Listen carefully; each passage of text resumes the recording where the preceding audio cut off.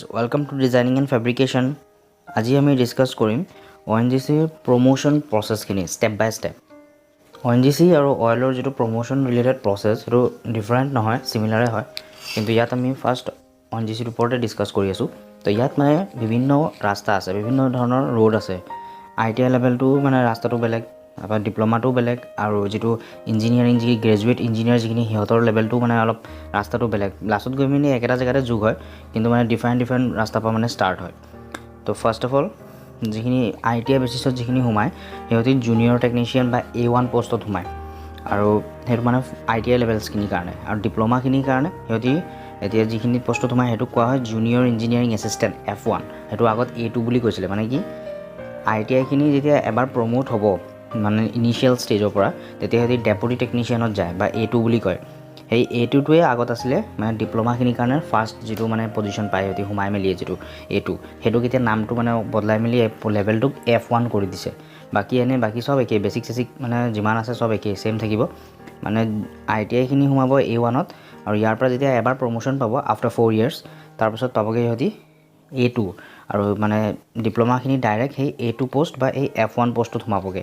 সেইটো কোৱা হয় জুনিয়ৰ ইঞ্জিনিয়াৰিং এছিষ্টেণ্ট।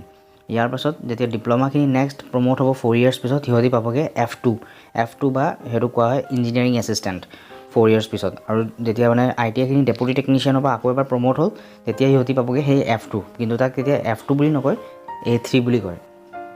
মানে লেভেলটো সেম, বাট মানে সেইটো ITI কাৰণে বেলেগ এটা লেভেল বনাই দিছে যে A1, A2, A3, A4 এনেকৈ যাব, আৰু ডিপ্লোমাখিনিৰ কাৰণে মানে সহজ হ'ব তেতিয়া F1, F2, F3 এনেকৈ যায়। ইয়াৰ পাছত যেতিয়া F3 গ'ল, তাৰপাছত আকৌ S1 পোষ্টত আহি যায়। S1টো হৈছে একচুৱেলি ষ্টাফ লেভেল। ৰাস্তা এনেকৈ দুটা আছে, এটা মানে ষ্টাফ লেভেলত গ'ল, আৰু এটা মানে ইঞ্জিনিয়াৰিং লেভেলত যিটো যায় বা অফিচাৰ লেভেলত যিটো যায়গৈ। অফিচাৰ লেভেলত যিটো যায় সেইটোক E0, E1 তেনেকৈ আহিব, আৰু ষ্টাফ লেভেলটো এনেকৈ S1, S2 এনেকৈ যাব। তো সেইটো ডিফাৰেণ্ট টাইপছ আছে। মানে বাকী দুটা ৰাস্তাই একেটা ষ্টেজৰ পৰাই ষ্টাৰ্ট হয়। আৰু মানে ড্ৰিলিং আৰু নন ড্ৰিলিং দুটা আছে। ড্ৰিলিঙৰ যিখিনি সেইখিনি অলপ সোনকালে প্ৰমোট হৈ যায় 18 ইয়াৰ্ছত, আৰু নন ড্ৰিলিংখিনি মানে আফটাৰ 21 ইয়াৰ্ছত, মানে ইঞ্জিনিয়াৰিং লেভেলটো যেতিয়া পায় মানে অফিচাৰ লেভেলটো। আৰু যিখিনি ডিপ্ল'মা আছে সেইখিনি 12 ইয়াৰ্ছ লাগে।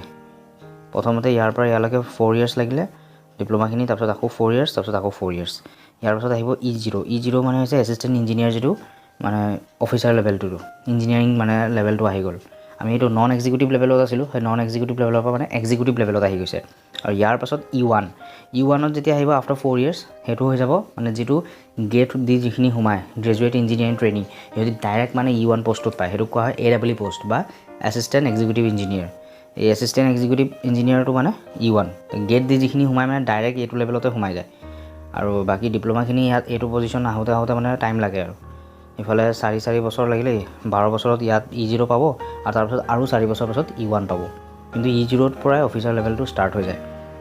আৰু তেনেকৈ ইয়াৰ পাছত E1ৰ পাছত E2, E3 এনেকৈ গৈ থাকিব। তাৰপিছত একদম GM লেভেল পাইবগৈ E6 GM। ইয়াৰ পাছতো আছে CGM আছে, চিফ জেনেৰেল মেনেজাৰ তেনেকৈ আছে, সেইটো আছে E7। ডিফাৰেণ্ট সেইখিনি বহুত মানে আগবাঢ়িব লাগিব।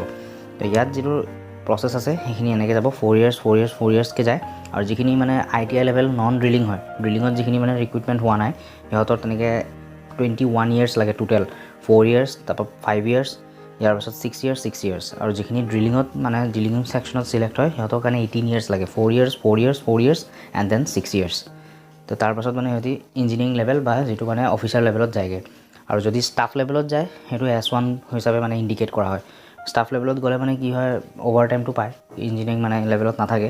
কিন্তু অফিচাৰ লেভেলত গ'লে অভাৰ টাইম নাথাকিলেও বেছিকটো বাঢ়ে, আৰু কিছুমান মানে পাৱাৰ্ছ থাকে সেইখিনি অফিচাৰ লেভেলৰ হাতত থাকে, তো সেইখিনি পোৱা যায়। তো প্ৰচেছটো এনেকুৱাই হ'ব।